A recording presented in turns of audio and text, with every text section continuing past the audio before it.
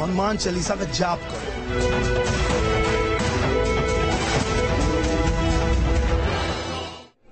नमस्कार, सबसे बड़ा मुद्दा देख रहे हैं, मैं हूं आपके साथ शुभम त्रिपाठी। ज्ञानव्यापी मस्जिद पर सीएम योगी के बयान पर अब सियासी बवाल हो गया है। ओवैसी ने जहां सीएम योगी के बयान को संविधान के खिलाफ बताया है, तो वहीं स्वामी प्रसाद मौर्य ने कह दिया कि सीएम योगी कोर्ट से बड़े नहीं है।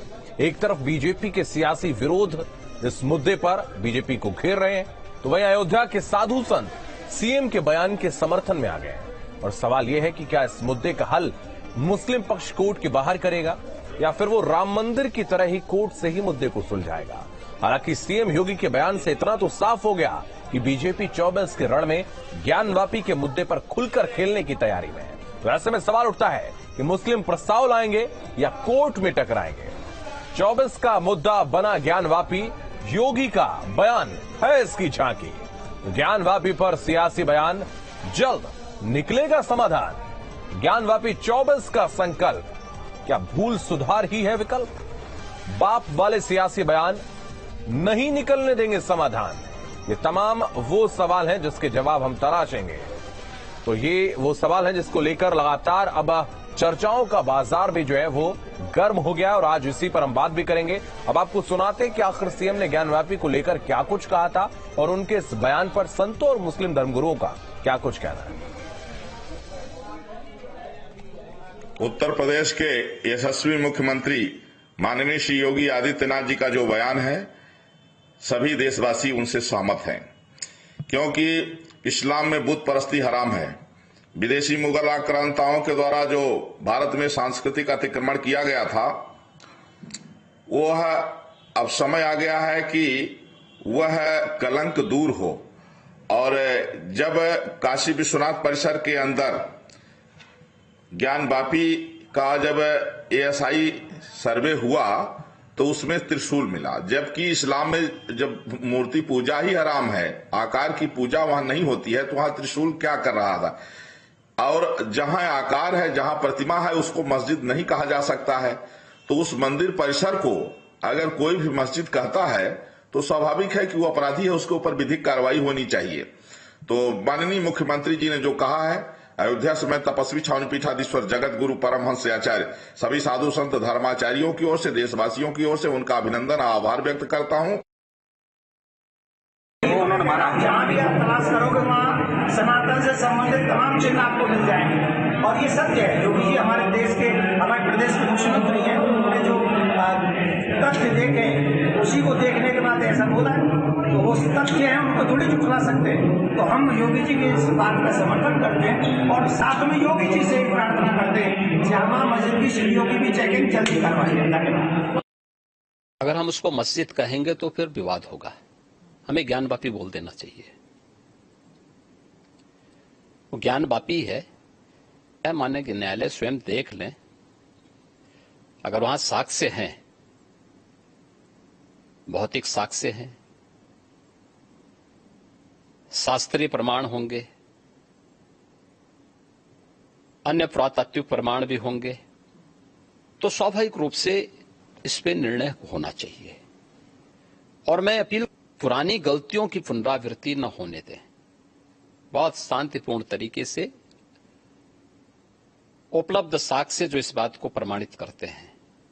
मुझे लगता है कि भगवान ने जिसको दृष्टि दी है वो देखे ना, त्रिशूल मस्जिद के अंदर क्या कर रहा है, हमने तो नहीं रखे ना, वहां तो सुरक्षा है, सेंट्रल फोर्सेज है, उनके मुतवल्ली हैं, ताला चाबी उनके पास रहती है, त्रिशूल कैसे वहां बने हुए हैं? ज्योतिर्लिंग हैं, देव प्रतिमाएं हैं, पूरी दीवारें चिल्ला चिल्ला के क्या कह रही हैं, और उसके बाद भी हम जानबूझ करके। देखिए, हम सबको पता है कि ज्ञानवापी मस्जिद का मामला अभी सब जुडिशियल है और कोई भी फैसला न मेरे कहने से होगा न किसी और के कहने से होगा। हमारे मुल्क के अंदर अदालतें मौजूद हैं, हमारे मुल्क के अंदर संविधान मौजूद है, और चाहे हिंदू पक्ष हो या मुस्लिम पक्ष हो, सब अपनी अपनी तौर पर कानूनी चारागोई कर रहे हैं। इसलिए जो भी बात कही जाए वो कानून के दायरे में और कानून के ही अंदर कही जाए, क्योंकि ये मामला जितने भी हैं, चाहे वो ज्ञानवापी का मामला हो, सुप्रीम कोर्ट से लेकर हाई कोर्ट में है और सब जुडिशियल है, कानून में इस पर बहसें हो रही हैं। इसलिए मुझे नहीं लगता है कि कानून और कोर्ट से बाहर जाकर किसी भी तरीके की बयानबाजी करना इस केस के ताल्लुक से मुनासिब होगा, और जो बयानबाजी हो रही है यकीनी तौर पर वो मुनासिब नहीं है। जो बात हो वो कानून के दायरे में हो, कोर्ट के दायरे में हो, यही ज्यादा बेहतर बात होगी। जिस पार्टी का या जिस ऑर्गेनाइजेशन का दफ्तर होता है उसमें चिन्ह तो होते हैं उसके। वो दीने इलाही जो था अकबर का, वो चारों धर्मों को लेकर बनाएगा तो चारों धर्मों के चिन्ह थे वहां बनाए उसने।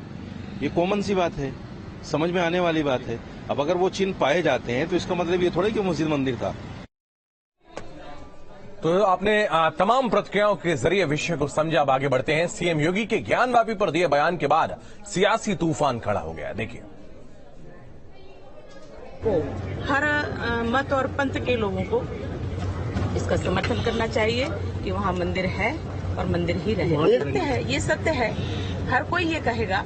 और इसमें जबरदस्ती करना भी कहीं न कहीं हमारे सनातन धर्म को और हिंदुओं की भावनाओं को ठेस पहुंचाना है। हिंदू समाज के लोगों के लिए या किसी भी देशवासी के लिए किसी तरह के सबूत की आवश्यकता नहीं है। सबको पता है कि वो शिव जी का मंदिर था, सबको पता है कि उसे तोड़ा गया था। आप आज भी जाएं तो उस मस्जिद की जो पीछे की दीवार है वो तो सीधे सीधे मंदिर की दीवार है, उसके लिए तो किसी खुदाई की आवश्यकता भी नहीं है। तो हम सभी को तो पहले से ज्ञात है कि वह मंदिर है और हमारे सबके मन में है कि वो फिर से मंदिर वहाँ बनना चाहिए। हम उसको कंडेम करते हैं। ये इनका एक जुडिशियल ओवररीच है। एक कॉन्स्टिट्यूशनल अथॉरिटी रहकर वो मस्जिद 400 साल से है, वहां पर नमाजें हो रही हैं। हमने इसी पार्लियामेंट में 91 का एक्ट पास किया। आज वो उस एक्ट के खिलाफ बातें कर रहे हैं और कह रहे हैं कि ये क्या कहा उन्होंने कि उसमें कुछ दिखता है। अरे भाई, आपको संविधान नजर नहीं आता क्या? आप कॉन्स्टिट्यूशनल अथॉरिटी हैं। इलाहाबाद हाई कोर्ट में ASI के सर्वे के खिलाफ बहस हो चुकी है। अनकरीब में फैसला आने वाला है। अब ऐसे वक्त पे आप अपनी बात रख रहे हैं। ज्ञानवापी मस्जिद है, इसीलिए प्रकरण माननीय उच्च न्यायालय में गया है।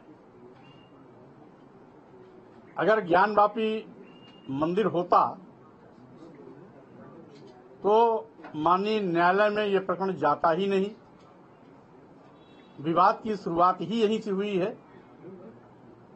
कि वो ज्ञानवापी मस्जिद है,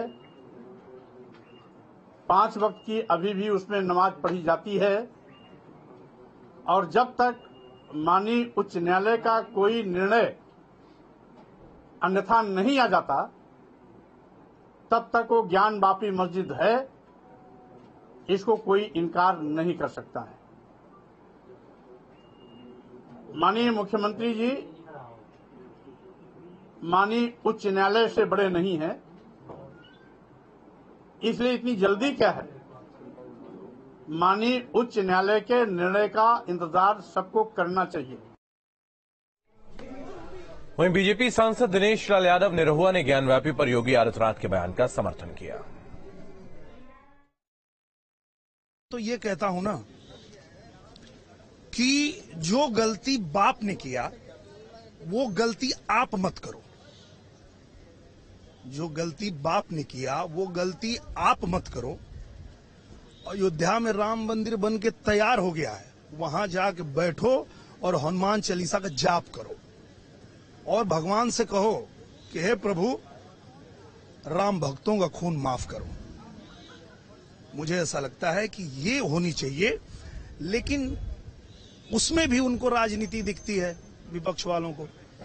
तो मुझे लगता है दुर्भाग्यपूर्ण है। और इस देश में जब भी कुछ अच्छा हो रहा है, जब अच्छा होने जा रहा है, तो उसमें विपक्ष के लोग अड़ंगा लगाने पहुंच जाते। पर निश्चित रूप से जैसा कि माननीय हमारे योगी आदित्यनाथ जी ने कहा है, तो निश्चित रूप से जो भी फैसला आएगा वो होगा ही, उसमें कोई दो राय नहीं है। आपने देखा जब फैसला आया तो राम जन्मभूमि पे आज हमारा प्रभु श्री राम का मंदिर बनके तैयार है। वैसे यहाँ भी जैसे फैसला आएगा यहाँ भी बनेगा।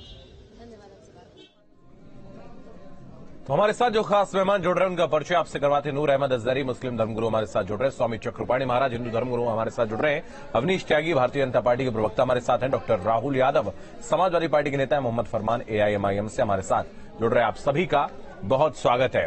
स्वामी चक्रपाणी महाराज, मैं आपसे इस कार्यक्रम की शुरुआत करना चाहूंगा, चूंकि मुख्यमंत्री योगी आदित्यनाथ का एक बयान सामने आता है और उसके बाद चर्चा का बाजार गर्म हो जाता है, प्रतिक्रियाएं जो है उनका दौर शुरू हो जाता है। उन्होंने कहा है कि मस्जिद नहीं कह सकते, अगर आप मस्जिद कहेंगे ज्ञानव्यापी को तो विवाद होगा।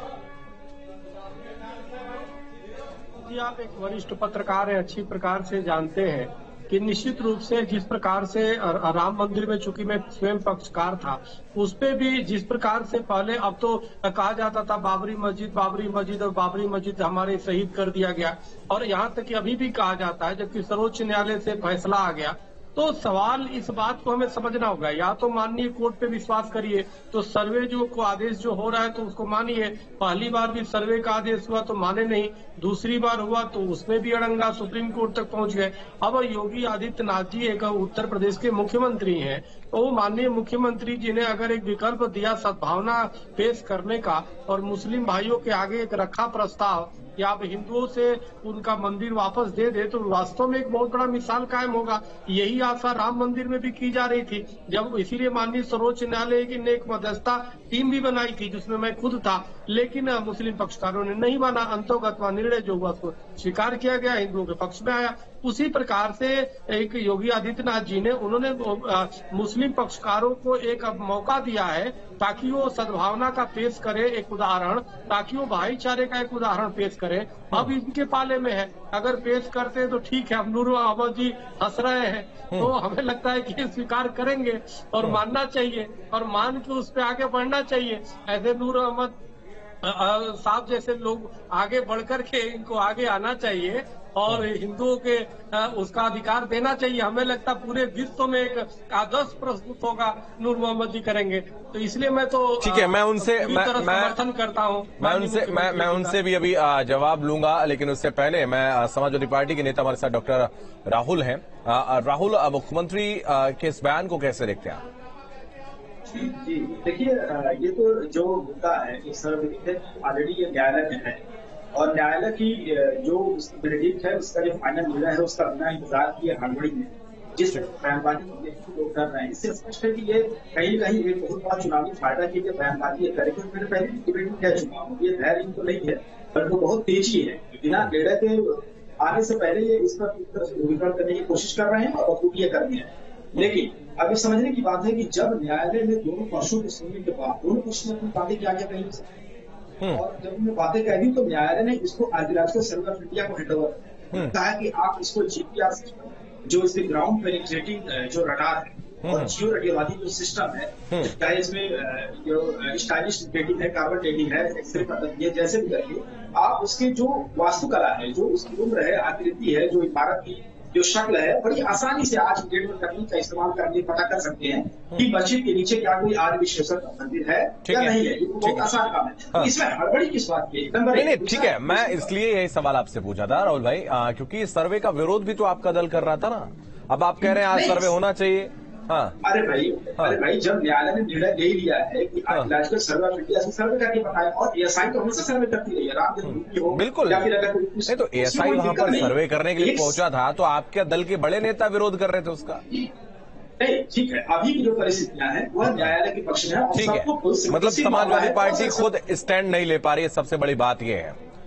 नहीं, स्टैंड न्यायालय के पक्ष में है तो हम पहले कह चुके समाजवादी पार्टी। अजहरी साहब मैं आपके पास आऊंगा। अजहरी साहब मैं आपके पास आऊंगा, चूंकि अभी हिंदू धर्मगुरु से मैंने इस बात की शुरुआत इसलिए की थी क्योंकि एक हिंदू धर्मगुरु का ही ये बयान था, और उन्होंने कहा कि अगर मुस्लिम पक्ष इस पर आकर साथ बैठेगा, जो गलतियां रही हैं उन गलतियों को सुधारने के लिए अगर आगे बढ़ेगा, जो इतिहास की गलतियां रही हैं, आपके द्वारा की हुई गलतियां नहीं, जो इतिहास की गलतियां रही हैं, ऐसा मुख्यमंत्री का कहना है, तो उस पर अगर पहल करेगा तो बहुत बेहतर होगा, ये उनका कहना है। आपकी क्या राय है? देखिए, मुख्यमंत्री जी मंत्री है, इस संवैधानिक पद पर, हाँ, तो कोई ऐसे पदों पर बैठने वाला हिंदू मुस्लिम बाद में होता है, वो जनता के एक प्रतिनिधि हैं, और सारी कौमें, चाहे वो किसी मजहब और किसी जाति के लोग हों, उनकी रियाया है, उन्हें इस निगाह से देखना चाहिए था। मुझे बहुत आश्चर्य हुआ जब मैंने उनका बयान सुना। उन्होंने एक बात कही कि जो आपने पहला सवाल किया था चक्रपाणी महाराज जी से कि उन्होंने कहा है कि अगर ज्ञानवापी मस्जिद को मस्जिद कहा जाएगा तो इस पर विवाद होगा। ये वो धमकी दे रहे थे मुसलमानों को या वो बता रहे थे कि हम उन लोगों के सामने जो लोग मस्जिद को मस्जिद कहना नहीं चाहते तो उनके सामने हम लाचार हैं। अरे कानून व्यवस्था उनके हाथ में, लॉ एंड ऑर्डर पूरे देश पूरे प्रदेश का वो संभालना है। और ऐसी बात बोल के उन्होंने कहीं ना कहीं अपने आप को करगत में रखा है। ठीक है, नहीं अजहरी साहब, आपने उस बात का जवाब दे दिया। आपने मुख्यमंत्री जी ने जो कहा है कि ज्ञानवापी मस्जिद न कहा जाए, लेकिन आप ये बताइए ना, जो उन्होंने कहा है कि अगर मुस्लिम पक्ष आकर इस पर बात करे और पुरानी गलती को सुधारने की कोशिश करे, आप इस पर जवाब दीजिए ना। हाँ, कोर्ट में जब मुस्लिम पक्ष चला गया है तो गलत क्या है इसमें? कोर्ट में गया है ना, किसी मस्जिद के इमाम के पास थोड़ी ना गया है, किसी दारुल इफ्ता के मुफ्ती के पास थोड़ी ना गया है भाई फतवा दो इसमें क्या करना चाहिए। वो कोर्ट गया है, कोर्ट में जाने का विरोध क्यों हो रहा है? ये भी एतराज है हमें। कोर्ट अगर उनके समझ में वाराणसी कोर्ट की बात नहीं आई, वो हाई कोर्ट गए, हाई कोर्ट की समझ नहीं सुप्रीम कोर्ट जाएंगे, आखिर में जो सुप्रीम कोर्ट कहेगा वो मान लेंगे। ये कब कहा कि हम मानेंगे नहीं? क्या बाबरी मस्जिद वाले मामले में क्या जब सुप्रीम कोर्ट ने आखिरी आदेश दिया, क्या देश के मुसलमानों ने नहीं माना? ठीक है, अवनीश त्यागी जी, मैं आपके पास आऊंगा। जिस तरीके से मुख्यमंत्री का बयान आया उसके बाद लगातार अब जो है चर्चाओं का बाजार गर्म है, लोगों की प्रतिक्रियाएं आ रही हैं और कह रहे हैं कि मुख्यमंत्री तो भड़काने की कोशिश कर रहे हैं। सामने अभी कई नेताओं का ऐसा बयान सामने आया और कहा कि वो सिर्फ एक वर्ग की बात कर रहे हैं, सारे वर्गों की बात करने की अपेक्षा। ये आरोप अभी खुद लगाया है अहमद अजहरी साहब ने। देखिए शुभम जी, ये जो मुख्यमंत्री जी ने बात कही है ये ऐतिहासिक साक्ष्य इतिहास में भी लिखा है। इतिहास में इसमें कोई शंका नहीं कि वहां मंदिर तोड़कर मस्जिद या ढांचे का निर्माण किया जाए। आज भी मौजूद हैं, किस तरह से वहाँ मूर्तियां हैं, किस तरह से वहाँ लेख हैं, किस तरह से वहाँ प्रतीक चिन्ह बने हैं, ये किसी से छिपा नहीं। तो ऐसे में अगर मुख्यमंत्री जी कह रहे हैं कि मुस्लिम भाइयों को आगे आके जो ऐतिहासिक गलती हुई है उसको देखते हुए, उसको खत्म करते हुए, आपस भाईचारे का नमूना देते हुए दो को ये सौंप देना चाहिए, तो इसमें कहीं गलत। देखिए कोर्ट में भी वही होगा जो सच्चाई है, सच्चाई कभी छुपती नहीं है। जब सर्वे होगा, कोर्ट के सामने जाएगा, तब भी मानना पड़ेगा और मानना चाहिए सब। तो मुख्यमंत्री जी की जो पहल है वो बहुत सराहनीय है। इसमें मुस्लिम भाइयों को, मुस्लिम उलेमाओं को, मुस्लिम मौलानाओं को, मुस्लिम बुद्धिजीवियों को आगे आकर उस पहल का सराहना करनी चाहिए। लेकिन वो कह रहे हैं जब कोर्ट में पहुंच गया मामला तो क्या मतलब है फिर इस चीज का? जैसा उन्होंने राम जन्मभूमि का मामला था, उसमें भी जब आखिरी में सुप्रीम कोर्ट की बात कोर्ट में मामला जा रहा है, कोर्ट का फैसला मानिए। मैं कह रहा हूँ कि भाईचारे की एक मिसाल कायम, काम कायम हो, आपके कोर्ट में जाएगा भाईचारा हो जाएगा। तो इसमें अगर मुस्लिम कोर्ट में जाएगा तो भाईचारा खत्म, तो इसमें कहीं कोई गड़बड़ नहीं है। कोर्ट का फैसला भी आएगा, कोर्ट का फैसला जो आएगा वो तो वो कह रहे हैं कि कोर्ट का फैसला आने से भाईचारा कैसे खत्म हो जाएगा? नहीं, भाईचारा खत्म नहीं होगा। मैं कह रहा हूँ ये पहल है, मुस्लिम इसको पहल करनी चाहिए, मुस्लिम विद्वानों को पहल करनी चाहिए कि इतिहास में जो मौजूदे में साक्ष्य हैं सारे, इस्लाम में मुस्लिम उलेमा ये बताएं कि अगर इस्लाम में ये जायज है कहीं विवादित जगह पे नमाज पढ़ना जायज है, तो ये आप बताइए इस तरह इस्लाम में नहीं है। तो ऐसे में मुस्लिम भाइयों को चाहिए कि जो मुख्यमंत्री ने पहल की है उसकी सराहना करें, ठीक है, बैठे और आप बैठ के बात करें। ठीक है फरमान साहब, बनकर दिखाएं। ठीक है मोहम्मद फरमान, मैं आपके पास आऊंगा। जिस तरीके से जो बयान आया और उसके बाद असदुद्दीन ओवैसी से भी हमारे सहयोगी ने बात की थी आज संसद में, उन्होंने भी विरोध किया साफ तौर पर।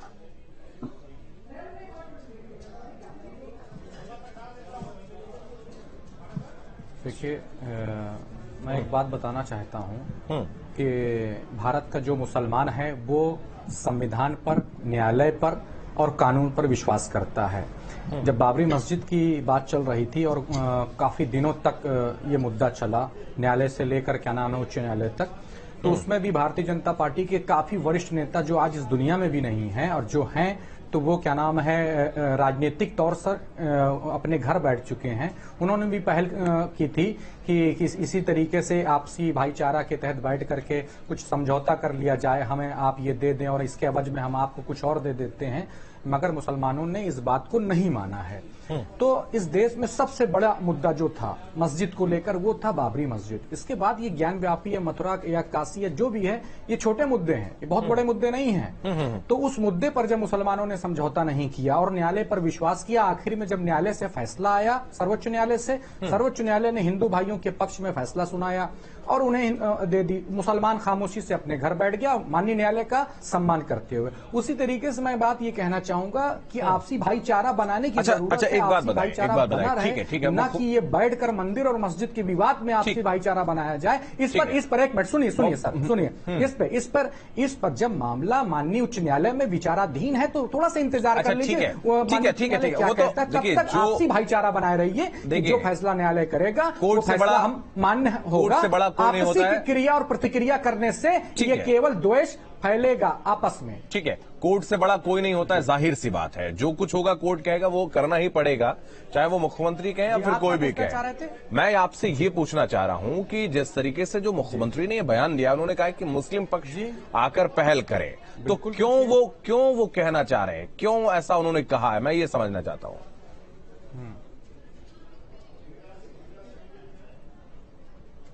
अच्छा ये बताइए, क्या एक मुख्यमंत्री को ये अधिकार नहीं है ये बयान देने का? वो तो एक साधु हैं, एक संत हैं, उन्होंने ये बात कह दी एक पहल के लिए। हो सकता है मुसलमान इस बात को माने, हो सकता ना माने। ये तो इस पर क्या नाम है मुख्यमंत्री जी का विरोध करना या मुख्यमंत्री जी से इस पे कहना कि आप कैसे कह सकते हैं। मैं भी तो आग्रह कर सकता हूं कि बिरादराने वतन के हिंदू भाइयों से है कि आइए बैठ करके बात कर लेते हैं, इसमें आपसी विवाद करने की या कोर्ट कचहरी करने की क्या जरूरत है जिससे देश का माहौल खराब हो। तो उसी तर्ज में अगर माननीय मुख्यमंत्री जी ने ये बात कह दी तो उस पर इतना आसमान टूटने की क्या जरूरत है, क्यों इतनी बड़ी राजनीति की जाए। मामला उच्च न्यायालय में विचाराधीन है, इसलिए सभी लोगों को बिरादराने वतन के हिंदू भाइयों को आपसी भाईचारा कम से कम आपने सहमति जब तक मामला जताई है उच्च न्यायालय से सर्वोच्च न्यायालय तक नहीं जाता है और वहां से मामला ठीक है, कम से कम आपने सहमति जताई कि वो बयान दे सकते हैं, बयान देने के लिए स्वतंत्र है। आपने ये कहा ना कि वो बयान दे सकते हैं, मैंने क्या सहमति, वो स्वतंत्र है, यही कहा ना आपने। बिल्कुल, हर आदमी ठीक है, बस यही मेरी बात पूरी। ठीक है, वापस बिल्कुल बयान देने। संविधान अनुच्छेद 19A के तहत हर भारतीय को, ठीक है, सुन लीजिए, ठीक है, अहमद अजहरी साहब उन्होंने कहा है कि वो बयान दे सकते हैं, स्वतंत्र है, अपनी बात कह सकते हैं। तो क्या मुख्यमंत्री जी भारतीय नहीं है, वो पाकिस्तानी है? फरमान भाई भी अपनी राय देने के लिए स्वतंत्र है। हाँ, हम अपनी राय देने के लिए स्वतंत्र है।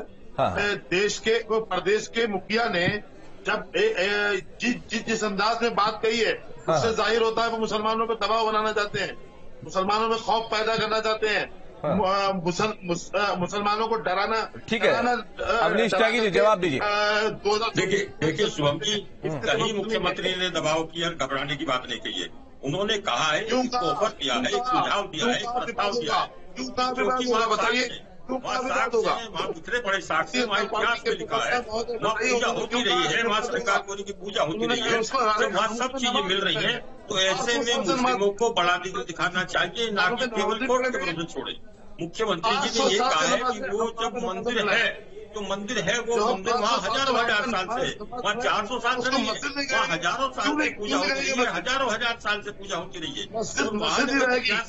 इतिहास ने एक राजा ने एक स्थानक से, एक बादशाह ने एक सड़क से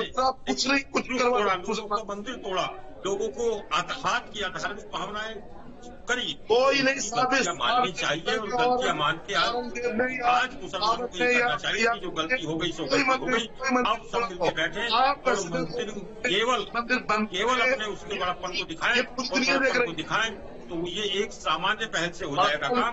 कोर्ट के एक मौका दें, तो ये की अच्छी बात सेकुलरिज्म का हमारी सत्य है ना। एक मिनट बोलने का, बोलिए धन्यवाद, एक मिनट मुझे बोलने, बोलिए आप बोलिए। फरहान, मेरा नाम फरहान है भाई साहब। जी, फरहान जी मैं करेक्ट करना चाहता हूँ आपको। तो देखिए, मैं एक बात कहना चाहता हूँ। अभी हमारे एक भाई साहब कह रहे हैं मुख्यमंत्री जी लोगों को दहशत में लाना चाहते हैं, वो डराना चाहते हैं, धमकाना चाहते हैं।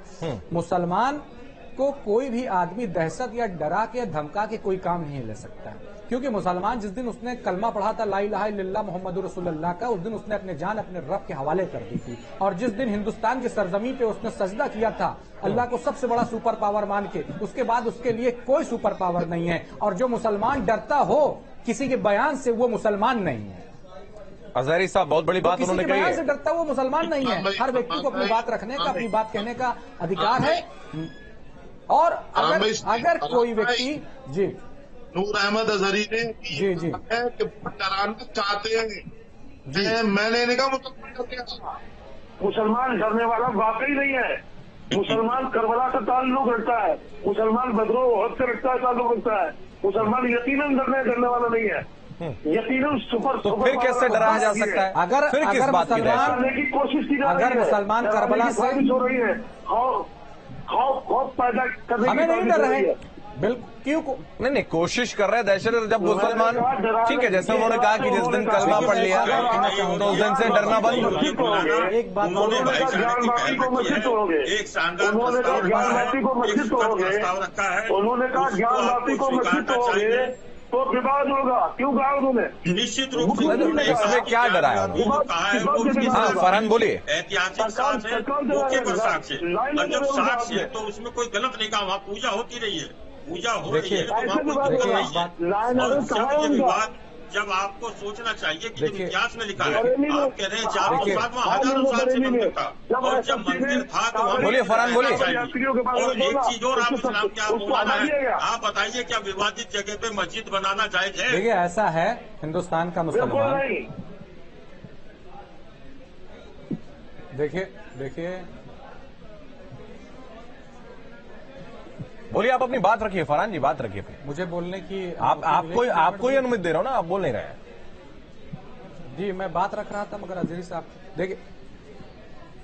देखिए ऐसा है कि अभी हमारे एक बड़े भाई कह रहे थे कि हम लोग मैदान करबला से ताल्लुक रखते हैं, तो फिर बिल्कुल डरने की जरूरत नहीं है। अगर आपके गर्दन पर भी तलवार रखी हो तो भी मत डरिए। अगर आप मैदान करबला से ताल्लुक रखते हैं, जो इमाम का सैदाई है उसे किसी से डरने की जरूरत नहीं है, क्योंकि वो हक पर है और हक जो हक पर है उसके साथ। चक्रपाणी महाराज मैं आपके पास आऊंगा।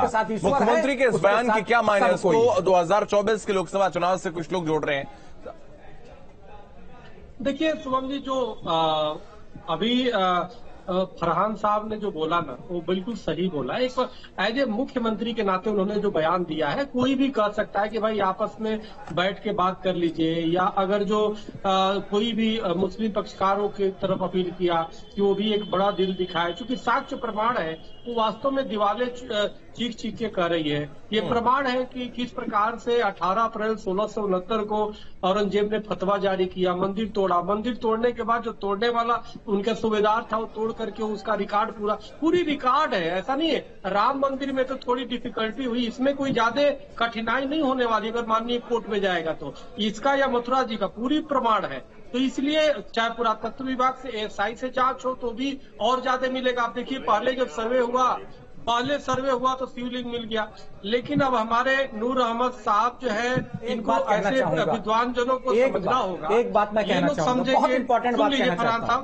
फरहान साहब थोड़ा मैं बोलूं, अभी फरहान साहब जो कह रहे थे कि निर्णय हुआ तो हमने माना उसको। भाई निर्णय हुआ तो उसमें 5 एकड़ जमीन आपको भी मिला।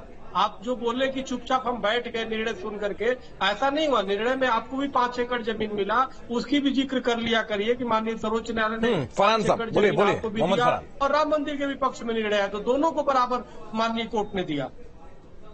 देखिए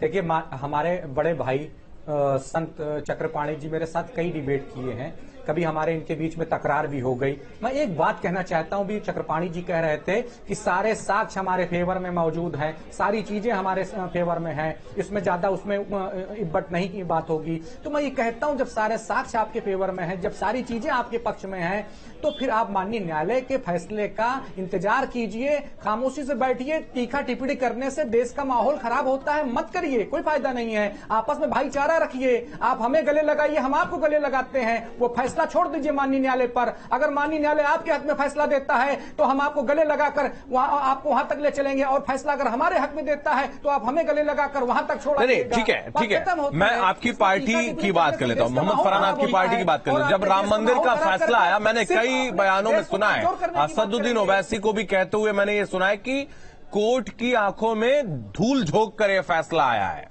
कई बयान मैंने सुने हैं उनके, ये कहते। तो क्या आपको लगता है कि इस सदी में कोर्ट की आंखों में धूल झोंकी जा सकती है? देखिए शुभम जी, अभी जो हुआ है, जो अभी स्टे हुआ है, तो सर्वोच्च न्यायालय से 2 दिन का स्टे मिला, उसमें तो आप देखिए ना, उसमें क्या बोला गया, उसमें कहा गया कि मुद्दा ही चल रहा है। नहीं, आपको सुनना चाहिए। सुन लीजिए शुभम जी, जी, आपने जो बयान कहा है, शुभम जी सुनिए शुभम जी, अगर 1 मिनट सुन लीजिए, बहुत इंपॉर्टेंट बात बता रहा हूं मैं। अगर ये बयान बैरिस्टर असदुद्दीन ओवैसी साहब ने दिया है और आपके पास है और आप चलाइए ये बयान, तो क्या नाम, उनके खिलाफ कंटेम्प्ट फाइल हो जाएगा। ठीक है, ये बयान उन्होंने नहीं दिया। मैं आपको ये बयान भेजूंगा, बयान की कॉपी मैं बिल्कुल मैं आपको भेजूंगा कि आज समय की सीमा है, समय की सीमा है। भेजिए, ठीक है, मैं आपको भेजूंगा। ये सबके पास, सबने सुना हुआ है, देश की जनता को सुनवाइए। बहुत आम बयान है, आप इसको कहीं भी जाकर सुन सकते हैं। फिलहाल समय की सीमा है। आप सभी का बहुत धन्यवाद हमारे साथ इस खास कार्यक्रम में जुड़ने के लिए। तो मुख्यमंत्री योगी आदित्यनाथ के बयान के बाद जो है अब राजनीति शुरू हो गई। कोई इसको 2024 के लोकसभा चुनाव से जोड़कर देख रहा है, कोई कह रहा है कि ये हिंदू मुस्लिम बयान देकर बीजेपी के पक्ष में माहौल बनाया जा रहा है। इस खास कार्यक्रम में फिलहाल इतना ही। आप बने रहिए न्यूज़ स्टेट के साथ। अगर हम उसको मस्जिद कहेंगे तो फिर विवाद होगा, हमें ज्ञानवापी बोल देना चाहिए। तब तक वो ज्ञानवापी मस्जिद है, इसको कोई इनकार नहीं कर सकता। माननीय मुख्यमंत्री जी माननीय उच्च न्यायालय से बड़े नहीं हैं। जो गलती बाप ने किया वो गलती आप मत करो। अयोध्या में राम मंदिर बन के तैयार हो गया है, वहां जाकर बैठो और हनुमान चालीसा का जाप करो।